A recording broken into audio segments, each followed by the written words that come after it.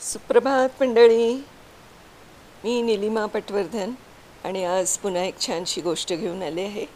गोष्टीचं नाव आहे चिंता क्रोध मागे सारा. चिंता क्रोध मागे सारा. सुरू करते. दररोजची मीटिंग उरकायलाच आज 1 वाजून गेला. लंचचा डबा उघडणार इतक्यात मृणालच्या लक्षात आलं संध्याकाळी पाहुणे येणार आहेत. छोलेपुरीचा बेत ठरवलाय, पण छोले भिजवायचेच राहून गेले होते. सरफडतच तिने महेशना फोन केला. अहो, छोले भिजवायचे राहिले काल, आता कसं करायचं? त्यात काय, दुसरं काहीतरी करू मॅनेज. मला आत्ता मीटिंग आहे, संध्याकाळी बोलू, महेशनं थंडपणानं उत्तर दिलं. मृणालला आलं टेन्शन. आता कसं होणार? पाहुण्यांसमोर फजिती नको. असं कसं विसरलो आपण? लिहूनच ठेवायला हवं होतं. फारच बेजबाबदार झालो होतो आपण.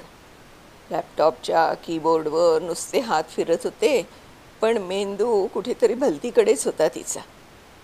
पटापट काम उरकून ती घरी निघाली. गाडी लावून मृणाल लिफ्टमध्ये शिरली. पावभाजीचा सुगंध अख्ख्या मजल्यावर पसरला होता. ती मनात पुटपुटली की काय फक्कड बनवली आहे पावभाजी. कुणाकडे बनवली असेल? नुसत्या दरवळाने हिच्या पोटात खवळलं.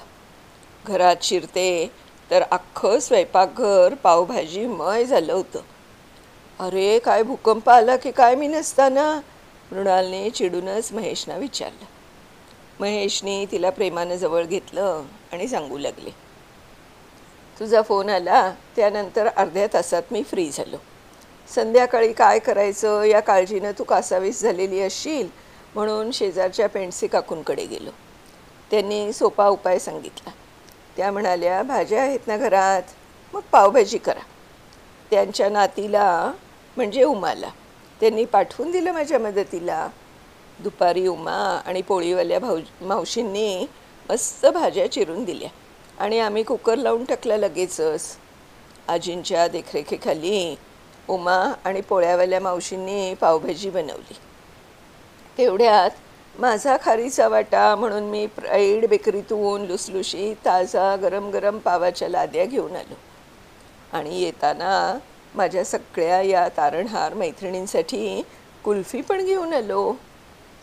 अगं, लग्न व्हायच्या आधीसुद्धा आमचं घर चालतच होतं की. इतकी काय काळजी करायची? तुर्तास आपल्या तलवारी मॅन कर. आनंदी आणि फ्रेश होण्यावर लक्ष केंद्रित कर.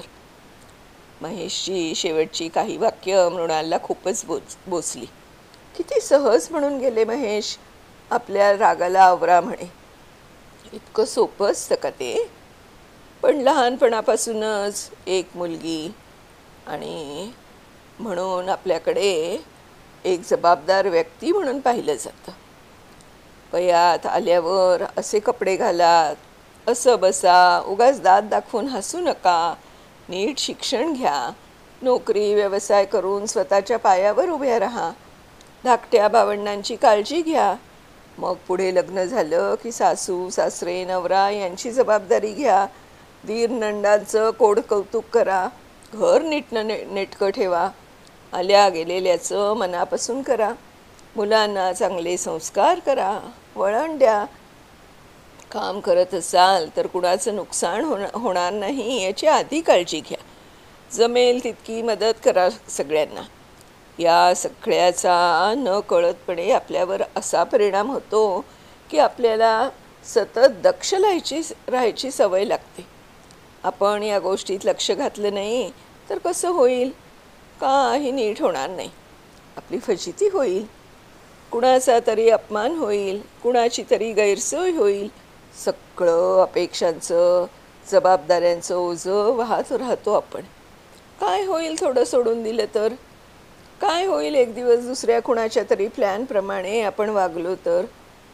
काय होईल कधीतरी पाहुण्यांनी आपल्या स्वयंपाकाला अभिप्राय न देता आज चेहरा एकदम ग्लो करतोय असं कौतुक केलं तर? काय होईल कधी कुठे जायला उशीर झाला तर?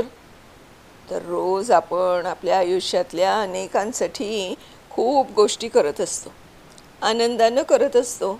आणि यासाठी आपल्यातून आपलं असं काहीतरी सतत पणाला लावत असतो आणि त्यात आपण कोण आहोत हे मागे पडतं. मी कोण आहे, मला काय आवडतंय, मला कशातून आनंद मिळतोय. आपण सगळ्यांनीच कधीतरी आपला हा आधार सोडून जगून बघूया, सोडून द्यायला शिकूया. कदाचित या प्रवासात मागे पडलेल्या काही गोष्टी आपल्याला परत गवसतील. सुटलेली तुटलेली नाती, माणसं परत आयुष्यात येतील.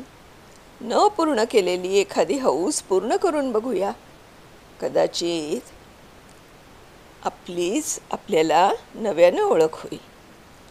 घरात पसारा असेल, निरांजनावर काजळी चढली असेल, पण मन साफ असेल आणि तो दिवा मनापासून जळत असेल देवासमोर, तर आनंदी स्त्री परफेक्शनिस्ट स्त्रीपेक्षा नक्कीच जास्त तेजस्वी दिसते.